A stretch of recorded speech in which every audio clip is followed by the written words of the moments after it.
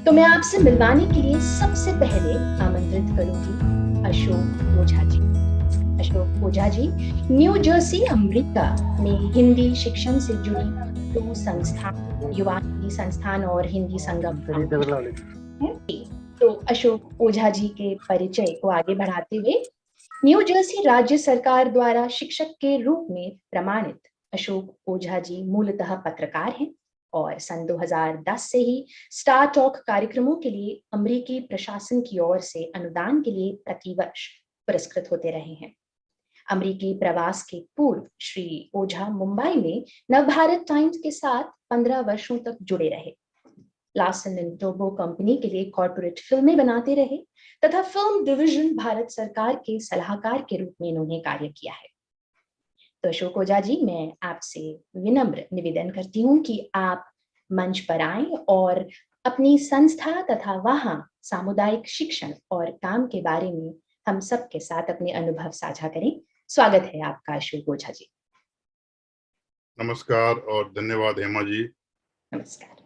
इस मंच पर उपस्थित सभी विद्वानों का मैं नमन करता हूं, प्रणाम करता हूं और आपने यह अवसर दिया विशेष तौर से वैश्विक हिंदी परिवार और केंद्रीय हिंदी संस्थान की तरफ से ये जो सिलसिला है विचारों का आदान प्रदान का, ये बहुत ही महत्वपूर्ण है। और इसी संदर्भ में मैं अपनी बात, जो कि मेरे निजी अनुभवों से निकला हुआ है हिंदी शिक्षण के लिए, जैसे कि हेमा जी ने कहा कि मैं मूलतः पत्रकार हूं। यहाँ उपस्थित अनेक व्यक्तियों के साथ, विद्वानों के साथ काम कर चुका हूं, राहुल देवी के साथ। लेकिन सबसे पहले मैं प्रणाम करता हूं डॉक्टर सुरेंद्र गंभीर जी को, क्योंकि डॉक्टर गंभीर ने जो कार्य किया है अमेरिका में, उसी के कारण मैं यहाँ उपस्थित हूँ। और मेरी तरह अनेक ऐसे लोग हैं जिन्होंने हिंदी को शिक्षा देने का, हिंदी शिक्षण का एक अपना कहना चाहिए कि लगन में इसलिए कह रहा हूँ कि यह एक अभी पेशा बनने के स्थिति में नहीं है। हालांकि जो लोग कॉलेजों में पढ़ाते हैं उनके लिए है, तो उस पर मैं बाद में आऊंगा। पहले मैं ये कहना चाहता हूँ कि डॉक्टर गंभीर के निर्देशन में मैंने सर्वप्रथम यूनिवर्सिटी ऑफ पेंसिल्वेनिया में 2009 में हिंदी शिक्षक का प्रशिक्षण प्राप्त किया। उन दिनों विजय गंभीर जी दोनों और सुरेंद्र गंभीर जी यूपेन में थे, और उनके बताए रास्ते पर चलते हुए हमने स्टार टॉक का अनुदान, जो ग्रांट अवार्ड है, उसको हासिल किया। युवा हिंदी संस्थान की स्थापना हुई और डॉक्टर गंभीर हमारे फाउंडर चेयरमैन, हमारे संस्थापक सभापति के रूप में लगभग 10 वर्षों तक रहे। कुछ और बात ये कहना चाहूंगा कि जैसे संध्या जी ने एक जो संदेश में लिखा है कि विदेशों में, उसको मैं पढ़ना चाहता हूँ। शिक्षण की जो पद्धति सबसे लोकप्रिय है वह है सामुदायिक हिंदी शिक्षण। दुनिया के मंदिरों, सामुदायिक स्थलों पर यह प्रचलित है।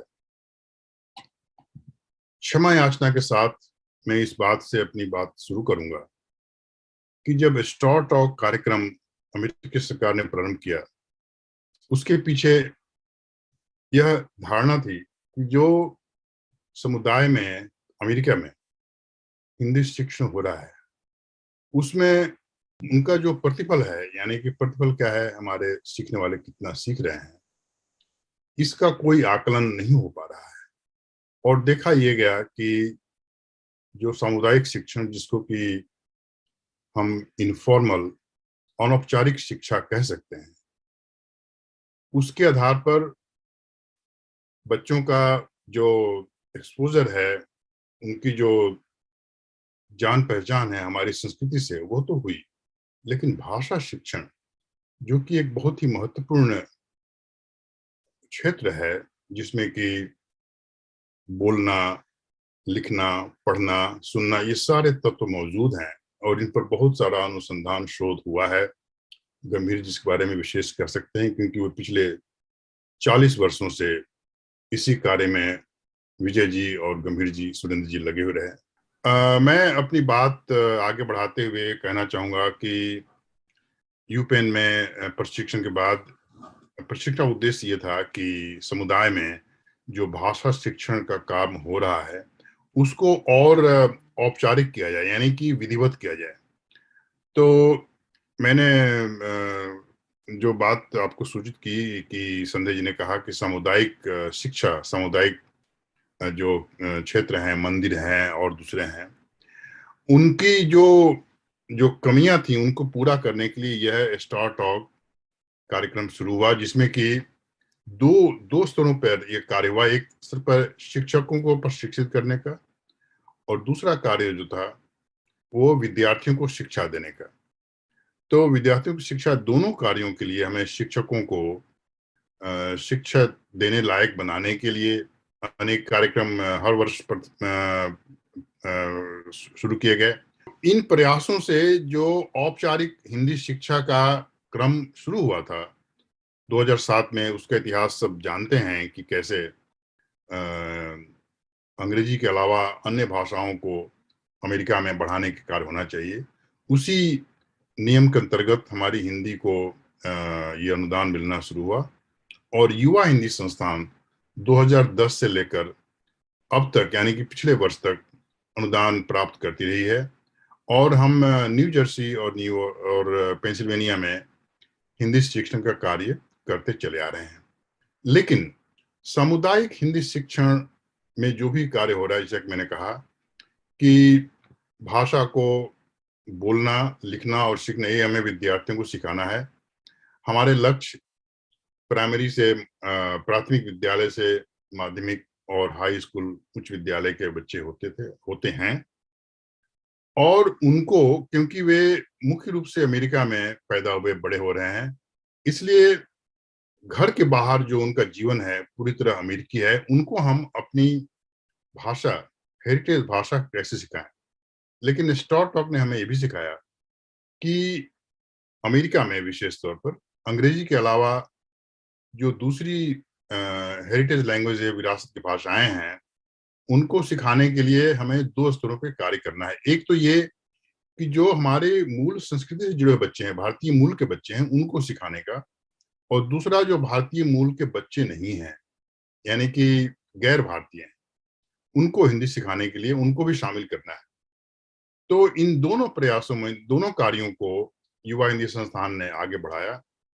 हालांकि बारीकियां यहीं से शुरू होती हैं कि कैसे हम जिनके परिवार में हिंदी नहीं बोली जाती है उनको सिखाएं, और जिनके यहाँ बोली जाती है उनको सिखाएं। अब भारत में तो 28 से भी ज्यादा भाषाएं हैं जो लोग बोलते हैं। तो ये हमारे शिक्षकों के लिए, हम सबके लिए एक बहुत बड़ी चुनौती थी, और इस चुनौती का सामना करने के लिए हमने सभी शिक्षकों को प्रतिवर्ष अलग अलग विश्वविद्यालयों में जो कार्यक्रम होते थे, टीचर्स ट्रेनिंग, जो छोटे लेवल पर, यानी कि 2 हफ्ते, 3 हफ्ते, 1 महीने के लिए वहां भेजा करते थे, जिनमें कि मुख्य रूप से ये बताया जाता था कि आप कैसे शिक्षार्थियों को, विद्यार्थियों को अलग अलग कक्षा में विभाजित करें।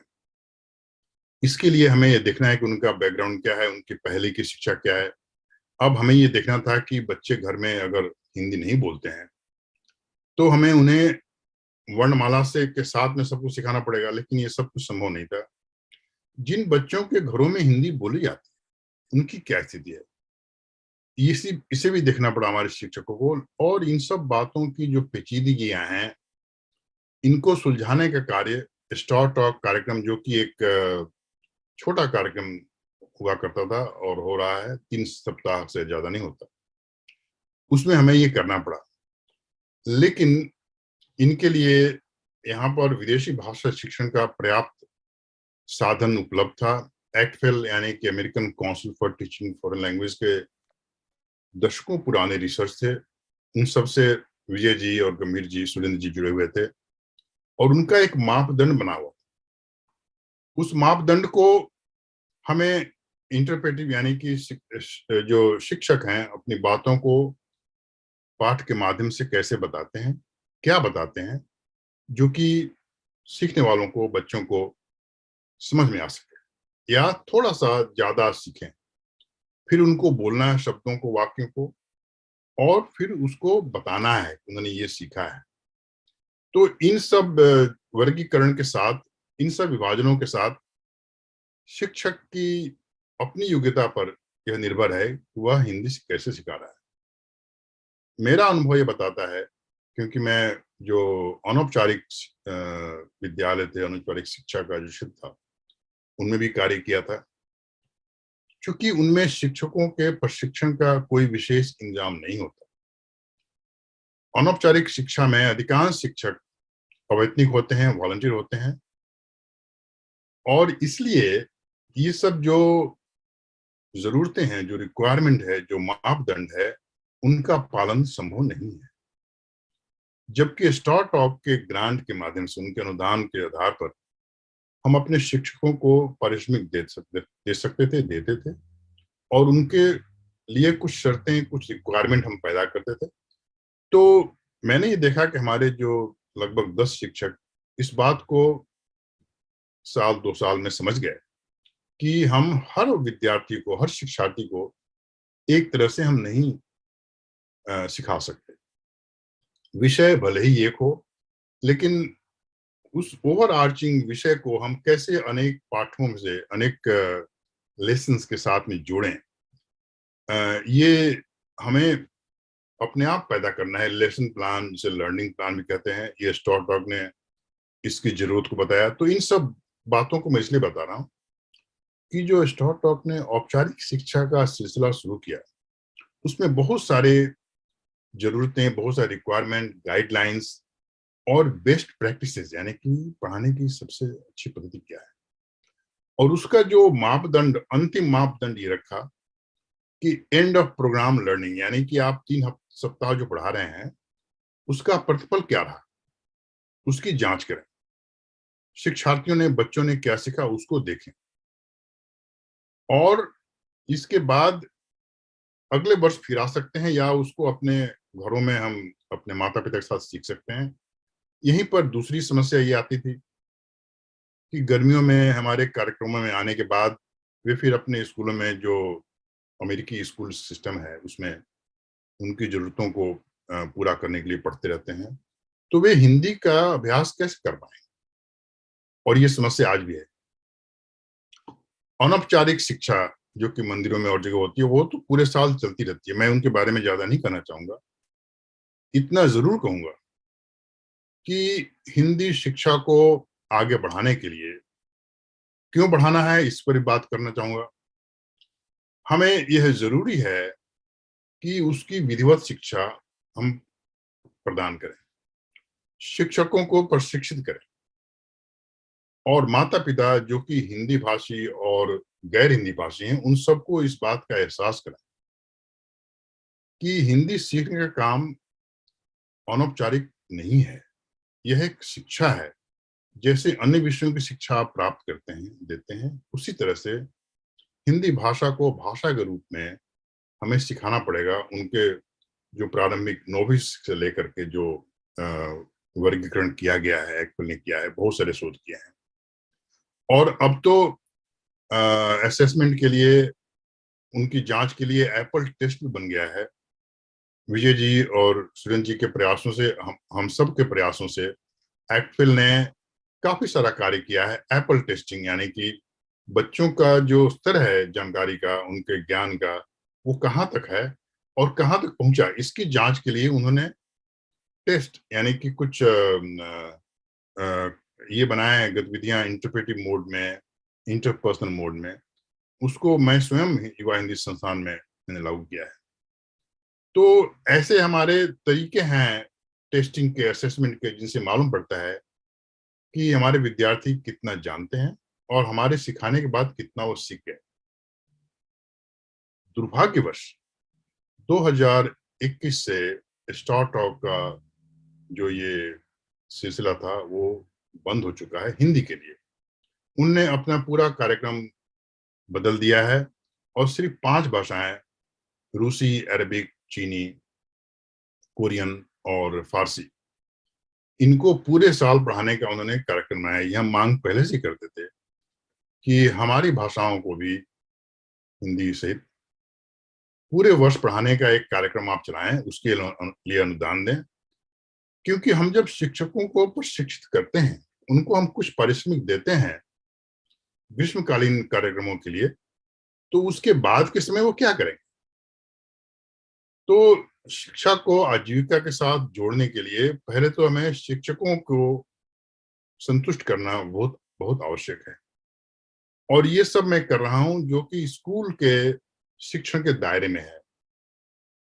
अमेरिका में जो तरीके बताए गए हैं हम लोगों को, जिसको हमने सीखा है पिछले 10-12 वर्षों में, उससे यह आत्मविश्वास पैदा हुआ है कि हिंदी विश्व की सबसे ज्यादा बोली जाने वाली भाषाओं में तीसरे या चौथे स्थान पे है। आंकड़े बताते हैं तीसरे पर है, कोई कहता है चौथे पर है, जो भी है, लेकिन हमारी पहुंच बहुत व्यापक है। लेकिन हिंदी शिक्षण जो है, हमें उसको बहुत ही छोटे स्तर पर, अनुसंधान ये कहता है कि किंडरगार्टन, यानी आई थिंक कुछ है, गड़बड़ है। क्या ख्याल है संदेह जी? हाँ, वो मैंने उनको हटा दिया है। तो जितना हम जल्दी बच्चों को भाषा सिखाएंगे, उतनी ज्यादा वो सीखेंगे और उसी को बहुत समय तक, यानी कि लाइफ लॉन्ग लर्निंग के रूप में उसको स्वीकार करेंगे। स्टॉर्ट टॉक के पहले या सामुदायिक शिक्षा थी, और अमेरिका के विश्वविद्यालयों, कॉलेजों में लगभग 100 ऐसे थे जहां पर हिंदी एक पाठ्यक्रम के रूप में हिंदी भाषा को शामिल किया गया था। क्यों किया गया था? क्योंकि एक और भाषा का ज्ञान इस देश में आवश्यक माना गया है, और अब तो ये कहा जाता है कि अंग्रेजी ही ऐसा माध्यम नहीं है जिससे बच्चे अपनी जो कॉग्निटिव जो क्षमता है, जो वैचारिक उनका उनका ज्ञान है दुनिया को देखने समझने का, उसको बढ़ा सकते हैं। उसके लिए उनकी भाषा या दूसरी भाषा का ज्ञान भी आवश्यक है। आपको बताना चाहूंगा कि जो कॉलेजों में, विश्वविद्यालयों में शिक्षा दी जा रही थी आज से 2 दशक 3 दशक पहले, उन दिनों स्टार्टअप नहीं था। यानी कि स्कूलों में हिंदी शिक्षा का कोई औपचारिक इंतजाम नहीं था, आज भी नहीं है। सामुदायिक योगदान ये होना चाहिए कि समुदाय, यानी कि भारतीय समुदाय, कम से कम ये मांग करे कि स्थानीय जो लोकल स्कूल डिस्ट्रिक्ट हैं, वहां पर हिंदी को पाठ्यक्रम के रूप में चलाया जाए। यह कार्य करने का प्रयास मैंने और सुनील जी ने किया था। पेंसिल्वेनिया में, बेंसलम में इसको शामिल किया गया था। लेकिन यहाँ एक और रोड ब्लॉक, यानी कि अड़चन ये पैदा हुई कि भारतीय मूल का जो समाज है, दुर्भाग्यवश हिंदी के प्रति उस हद तक जुड़ा नहीं है कि वह मांग कर सके कि हाँ, हम सब चाहते हैं कि हिंदी को आगे बढ़ाएं। जब ये, क्योंकि अमेरिकी सरकारों का, राज्य सरकारों का नियम यह है कि जो समुदाय मांग कर रहा है उसको हमें मानना है। यह मांग कोरियन भाषा, जापानीज भाषा और चीनी भाषा ने की है। उनकी पढ़ाई हो रही है स्कूलों में, हिंदी की नहीं हो रही है। जहां हो रही थी वहां भी बंद किया गया। क्यों बंद किया गया? क्योंकि समाज ने उस मांग को आगे नहीं बढ़ाया। हम जी जब जी सर्वेक्षण होता है तो हमारे समुदाय में ये कहा जाता है कि हमारी मातृभाषा हिंदी नहीं है, गुजराती है, मराठी है, पंजाबी है, और इस कारण हिंदी पिछड़ जाती है। आपको जानकर यह खुशी होगी, चलो कुछ तो है, कि जैसे मिडिल सेक्स काउंटी, जिस काउंटी में रहता हूँ, यहाँ पर स्वास्थ्य संबंधी जितने संदेश, जितने पत्रक सरकार की ओर से, वोटिंग के लिए जितने कागजात हैं, अंग्रेजी के साथ साथ उनका अनुवाद गुजराती में होता है। क्यों होता है? क्योंकि इस पूरी काउंटी में गुजराती बोलने वाले लोगों का की संख्या सर्वाधिक देखी गई, हिंदी नहीं है। मैंने तो यहाँ के कांग्रेसमैन फ्रैंक पेलोन जूनियर से बात भी की थी। उन्होंने कहा था कि वे तब तक कुछ नहीं कर सकते जब तक कि समाज में बहुसंख्य लोग, बहुसंख्य भारतीय इस बात को नहीं कहें कि उन्हें हिंदी चाहिए। यहाँ कई स्कूलों में, वेस्ट विंडसर में और जगह भी प्रयास किए गए, और उसकी कितनी मांग है बेंसलम, पेंसिल्वेनिया में भी, वहां पर आकर बात रुक जाती है। और दूसरी बात यह है कि हम अपने शिक्षकों को प्रशिक्षित करने के लिए विशेष प्रयास नहीं कर पा रहे हैं। स्टॉर टॉक के अलावा अगर आप एजुकेशन के साथ में एजुकेशन लें और कॉलेजों में अपना ग्रेजुएशन करें, स्नातक बने, तब तो आप ले सकते हैं जी, शिक्षण का। अशोक जी। कि हमें भाषा शिक्षण को भाषा तक सीमित रखना चाहिए, उसको धार्मिक चीजों से अलग रहना चाहिए। हाँ, धर्म में जहां तक संस्कृति से जुड़ा हुआ है, त्योहार, रिवाज आदि, वो ठीक है, लेकिन हमें पूजा पाठ के जो तरीके हैं उनको अलग रखना चाहिए। तो ये बहुत आवश्यक है औपचारिक शिक्षा के लिए। और इस और भी बातें थी, आप लोग जब मौका देंगे हम उसको करेंगे कि हमने अपने वेबसाइट पर क्या किया है और क्या करना बाकी है। मैं सोचता हूँ कि केंद्रीय हिंदी संस्थान के साथ हमने कुछ कार्य शुरू भी किया है। अनिल जी को, बीना जी को बहुत बहुत धन्यवाद सहयोग के लिए, और इस कार्य को हम आगे बढ़ाएंगे। भारत में इस बात को भी मैं अंडरस्कोर करना चाहता हूँ कि national council for educational research and training, उनको आप अलग मत रखिए, उनको साथ रखिए। वही एक एकमात्र संस्था है जहां पर कुछ रिसर्च, कुछ शोध हो रहा है शिक्षण के बारे में। इन बातों के साथ अपनी बात मैं समाप्त करता हूं और जो जो दूसरे विद्वान हैं उनकी बातों को सुनना चाहूंगा। बहुत बहुत धन्यवाद।